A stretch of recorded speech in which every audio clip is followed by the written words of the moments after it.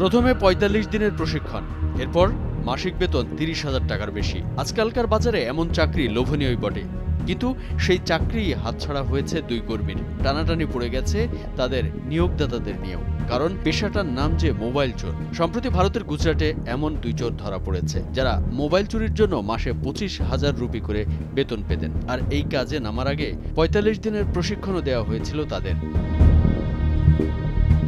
Times of ইন্ডিয়ার এক খবরে জানা যায়, অবিনাশ মাহাতো এবং শ্যাম কুর্মি নামে গ্রেপ্তার দুই চোর সুরাটের বাসিন্দা। পুলিশ তাদের কাছ থেকে ৫৮টি মোবাইল ফোন উদ্ধার করেছে, যার মধ্যে ২৯টি আইফোন এবং ৯টি ওয়ানপ্লাস ফোন। এসব ফোনের মোট বাজার মূল্য ২০ লাখ রুপিরও বেশি।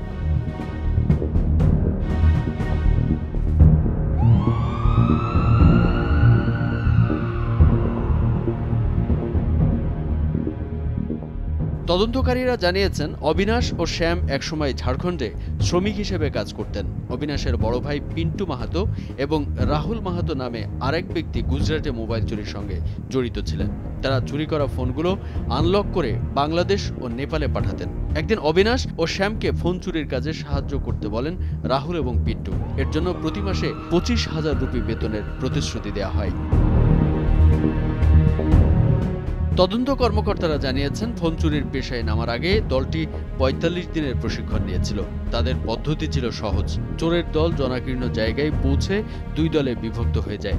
একজন ব্যাগ নিয়ে দূরে দাঁড়িয়ে থাকে, আরেকজন ফোন চুরি করে দ্রুত সেটি দ্বিতীয় চোরের কাছে দিয়ে দেয়। দ্বিতীয়জন ফোনটি নিয়ে ব্যাগ হাতে দাঁড়িয়ে থাকা লোকের কাছে তুলে দেয় এবং নিজে ফের ভিড়ের মধ্যে মিশে যায়। কেউ ধরা পড়লে বাকিরা পালিয়ে যায়। গ্রেপ্তার দুজন জানিয়েছেন, তারা আহমেদাবাদ, গান্ধীনগর, ভাদোদরা, আনন্দ এবং রাজকোটে এই কৌশলে মোবাইল চুরি করেছেন। এর জন্য সুরাট স্টেশনের কাছে তাদের একটি থাকার জায়গা দেওয়া হয়েছিল। সাম্প্রতিক সময়ে এসব এলাকায় মোট ১৯টি মোবাইল চুরির অভিযোগ নথিভুক্ত হয়েছে বলে জানিয়েছেন তদন্তকারীরা।